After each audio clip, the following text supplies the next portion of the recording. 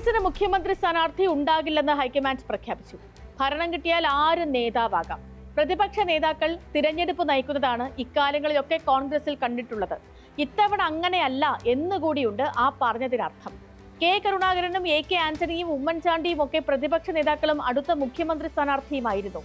കഴിഞ്ഞ തവണ രമേശ് ചെന്നിത്തലയാണ് സ്വാഭാവികമായി മുഖ്യമന്ത്രി സ്ഥാനാർത്ഥി ആകേണ്ടിയിരുന്നത്. എന്നാൽ കേരള യാത്ര ആരംഭിച്ചപ്പോൾ ഉമ്മൻചാണ്ടി കൂടി പ്രചാരണം നയിക്കാൻ നേതൃത്വത്തിലേക്ക് വന്നു. പിന്നാലെ 4 പതിറ്റാണ്ടിലെ ചരിത്രത്തിൽ ആദ്യമായി കേരളത്തിൽ പ്രതിപക്ഷ പാർട്ടിക്ക് ഭരണം നഷ്ടപ്പെട്ടു. ഇപ്പോ പ്രതിപക്ഷ നേതാവ് വി.ഡി. സതീശനാണെങ്കിലും മുഖ്യമന്ത്രി സ്ഥാനാർത്ഥിയാണെന്ന് കോൺഗ്രസ് പ്രഖ്യാപിക്കുന്നില്ല.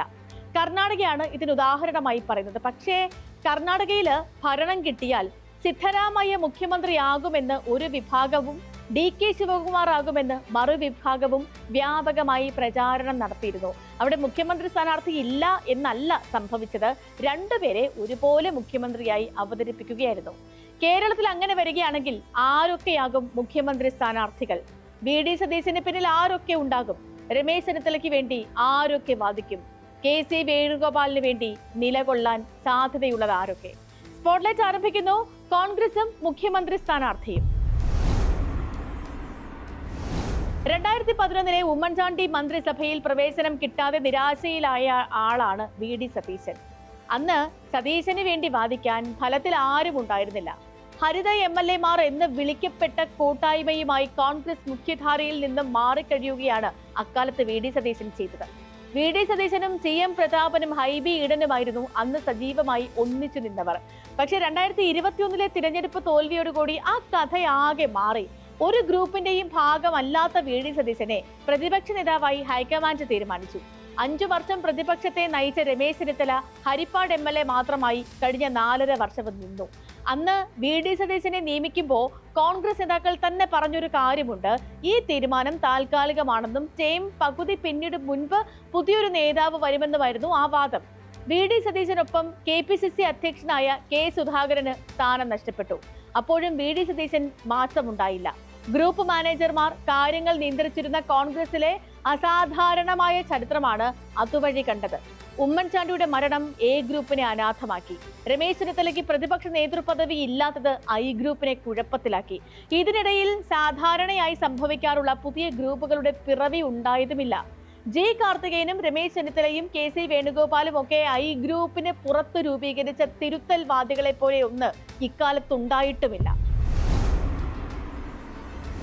ഗ്രൂപ്പുകൾ വിഭാഗീയതയുണ്ടാക്കും എന്ന് പറഞ്ഞാലും കോൺഗ്രസിന്റെ ശക്തിയും ഈ ഗ്രൂപ്പുകളായിരുന്നു. ഐ ഗ്രൂപ്പും എ ഗ്രൂപ്പും ഏതാണ്ട് 2 പാർട്ടികളെ പോലെ പ്രവർത്തിച്ചു തന്നെയാണ് കോൺഗ്രസിന് ശക്തി പകർന്നത്. പാർട്ടിക്ക് തന്നെ ഒരു മുന്നണിയുടെ സ്വഭാവമായിരുന്നു അപ്പോ. ഒരു വശത്ത് കെ കരുണാകരനും പിന്തുണയ്ക്കുന്നവരും മറുവശത്ത് എ.കെ. ആന്റണിയെ പിന്തുണയ്ക്കുന്നവരും. ആന്റണി കേന്ദ്രത്തിലേക്ക് പോയപ്പോൾ നേതൃത്വം ഏറ്റെടുത്ത ഉമ്മൻചാണ്ടി. ഈ 2 ഗ്രൂപ്പുകളും 2 വിഭാഗം ജനങ്ങളെയാണ് കോൺഗ്രസിലേക്ക് അടുപ്പിച്ചത്. അതിൽ മതപരവും ജാതീയവുമായ പിന്തുണ കൂടി ഉണ്ട് എന്നതും മറക്കാൻ കഴിയാത്ത സത്യമാണ്. ഇപ്പോൾ പോലും അബിൻ വർക്കിക്ക് വേണ്ടി ഓർത്തഡോക്സ് സഭയിലെ ഒരു പുരോഹിതൻ ഇറക്കിയ പ്രസ്താവന നോക്കൂ. ഇതിന്റെ പല മടങ്ങ് ശക്തിയുള്ള പിന്തുണയാണ് പഴയ നേതാക്കൾ പ്രതിനിധീകരിക്കുന്ന സമുദായത്തിൽ നിന്നും കോൺഗ്രസിന് ലഭിച്ചുകൊണ്ടിരുന്നത്. വി.ഡി. സതീശൻ അങ്ങനെ ഒരു പ്രതിച്ഛായുള്ള നേതാവായിരുന്നില്ല എന്ന് മാത്രമല്ല, നായർ സർവീസ് സൊസൈറ്റിയുമായി നിരന്തരം ഏറ്റുമുട്ടലും ഉണ്ടായിട്ടുണ്ട്. സമുദായ നേതാക്കളുടെ തിണ്ണ നിരങ്ങേണ്ട ആവശ്യമില്ലെന്ന് ചങ്കൂരത്തോടെ പറഞ്ഞിരുന്നയാളാണ്. പ്രതിപക്ഷ നേതാവായതിനു ശേഷമാണ് അതിനൊരു മാറ്റം വന്നതും. രമേശ് ചെന്നിത്തലയ്ക്ക് സാമുദായിക പിന്തുണ വേണ്ടുവോളം എല്ലാ കാലത്തും ഉണ്ടായിരുന്നു. താക്കോൽ സ്ഥാനം ചോദിച്ചു വാങ്ങിയപ്പോൾ മാത്രമല്ല, അതിന് മുൻപും ശേഷവും NSS നിർലോഭം പിന്തുണ നൽകി. ആ പിന്തുണയെ പരസ്യമായി തന്നെ ഏറ്റുവാങ്ങാനുള്ള തന്റേടവും രമേശ് ചെന്നിത്തല കാണിച്ചിരുന്നു. പുതുപ്പള്ളി പള്ളിയിലെ ഞായറാഴ്ച പ്രാർത്ഥനകളായിരുന്നു ഉമ്മൻചാണ്ടിയുടെ വിശ്വാസ പ്രഖ്യാപനം. എല്ലാ മലയാള മാസം 1-ാം തീയതിയും ഗുരുവായൂർക്ക് പോയിരുന്ന കെ കരുണാകരന്റെ പാതയിലാണ് ഇപ്പോൾ കെ മുരളീധരനും. വിശ്വാസജാഥ പത്തനംതിട്ടയിൽ എത്തിയപ്പോൾ അവിടെ നിന്ന് ഇറങ്ങിയ മുരളീധരൻ ഇത്തവണ ഗുരുവായൂരിൽ പോയതും വലിയ വാർത്തയായിരുന്നു. കോൺഗ്രസ് നേതാക്കളെല്ലാം പുലർത്തിയിരുന്ന ഈ വിശ്വാസങ്ങൾ ഒരു അടയാളം കൂടിയായിരുന്നു. അതത് വിശ്വാസികൾക്ക് കോൺഗ്രസിന് പിന്നിൽ അണിനിരക്കാനുള്ള സന്ദേശമായും ഇത് വ്യാഖ്യാനിക്കപ്പെട്ടു. ഇങ്ങനെയെല്ലാമാണ് അഞ്ചാണ്ട് കൂടുമ്പോൾ കോൺഗ്രസ് അധികാരത്തിൽ വന്നിരുന്നത്. ഭരണ മികവിലോ സമര മികവിലോ മാത്രമായിരുന്നില്ല കാര്യം. ഇപ്പോൾ കോൺഗ്രസിനൊരു തീരുമാനമെടുക്കേണ്ടതുണ്ട്. അത് മുഖ്യമന്ത്രി സ്ഥാനാർത്ഥി ആരെന്ന കാര്യത്തിലല്ല, പ്രചാരണം ആര് നയിക്കും എന്ന കാര്യത്തിലാണ്. പല നേതാക്കൾ നയിക്കുക എന്നാൽ എല്ലാ കാര്യത്തിലും ഒരു അന്തിമ തീരുമാനം ഹൈക്കമാൻഡിൽ നിന്നും വരിക എന്നാണ് അർത്ഥം.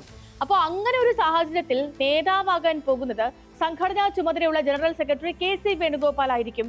മുൻ പ്രതിപക്ഷ നേതാവും ഇപ്പോഴത്തെ പ്രതിപക്ഷ നേതാവും തമ്മിൽ ഒരു മത്സരം വേണ്ടി വന്നാൽ മൂന്നാമനായി KC വേണുഗോപാൽ വരാം. കേരളത്തിൽ ഈ മത്സരത്തിൽ ഏറ്റവും താല്പര്യമുണ്ടായിരുന്നയാളാണ് ഡോക്ടർ ശശി തരൂർ. എന്നാൽ ഇപ്പോഴത്തെ കേന്ദ്ര സർക്കാർ അനുകൂല നിലപാടുകൾ തരൂരിനെ കേരളത്തിലെ കോൺഗ്രസിൽ ഒട്ടും സ്വീകാര്യനല്ലാതാക്കിയിട്ടുണ്ട്. തരൂരിനൊപ്പം എപ്പോഴും ഉണ്ടായിരുന്ന MK രാഘവൻ MP പോലും ഇനി രണ്ടിലൊന്ന് ആലോചിക്കേണ്ട സ്ഥിതിയായി. ഈ സാഹചര്യത്തിലാണ് 3 പേർ മത്സരത്തിൽ ശേഷിക്കുന്നത്.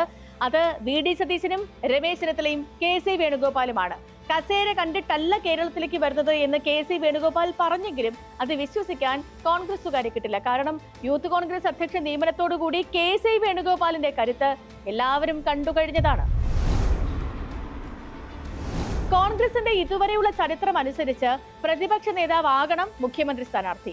ഒന്നാം EMS സർക്കാരിന്റെ കാലത്തെ PT ചാക്കോയെയും 2 മാസം മാത്രം പ്രതിപക്ഷ നേതാവായിരുന്ന TK രാമകൃഷ്ണനുമാണ് കേരളത്തിൽ മുഖ്യമന്ത്രിയാകാതെ പോയ പ്രതിപക്ഷ നേതാക്കൾ. EMSും K കരുണാകരനും PK വാസുദേവൻ നായരും EK നയനാരും AK ആന്റണിയും VS അച്യുതാനന്ദനും ഉമ്മൻചാണ്ടിയുമാണ് പിന്നീട് വന്ന പ്രതിപക്ഷ നേതാക്കൾ. ഇപ്പോഴത്തെ മുഖ്യമന്ത്രി പിണറായി വിജയൻ ഒഴികെ മറ്റെല്ലാവരും മുഖ്യമന്ത്രിയാകുന്നതിന് മുൻപോ ശേഷമോ പ്രതിപക്ഷ നേതാവായിട്ടുണ്ട്. മുഖ്യമന്ത്രിയാകാതെ പിന്നെയും ശേഷിക്കുന്ന 2 പ്രതിപക്ഷ നേതാക്കൾ രമേശ് ചെന്നിത്തലയും VD സതീശനുമാണ്. ഭരണം കിട്ടിക്കഴിഞ്ഞാൽ മാത്രമല്ല അതിനു മുൻപും ഒരു നേതൃമുഖം കോൺഗ്രസിന് ആവശ്യമാണ്. മുഖ്യമന്ത്രി പിണറായി വിജയൻ പറയുന്നതിനൊക്കെ മറുപടി പറയാൻ കെൽപ്പുള്ള ഒരു നേതാവ്. ഉമ്മൻചാണ്ടി ഭരിക്കുമ്പോൾ VSും VS ഭരിക്കുമ്പോൾ ഉമ്മൻചാണ്ടിയും ഉണ്ടായിരുന്നത് പോലെ, അതല്ലെങ്കിൽ നയനാർ ഭരിക്കുമ്പോൾ കരുണാകരനും തിരിച്ചും ഉണ്ടായിരുന്നത് പോലെ ഇനിയുള്ള 6 മാസമെങ്കിലും മുഖ്യമന്ത്രിക്കൊപ്പം മുഴങ്ങാൻ കെൽപ്പുള്ള ഒരു ശബ്ദം കോൺഗ്രസിൽ നിന്നും ഉണ്ടാകണം. അതാരാണെന്നാണ് ഇന്നും കോൺഗ്രസിൽ വിശ്വസിക്കുന്ന സാധാരണക്കാർ ചോദിക്കുന്നത്. സ്പോട്ട്ലൈറ്റിന്റെ മറ്റൊരു വിഷയമായി നാളെ വീണ്ടും ഇതേ സമയം.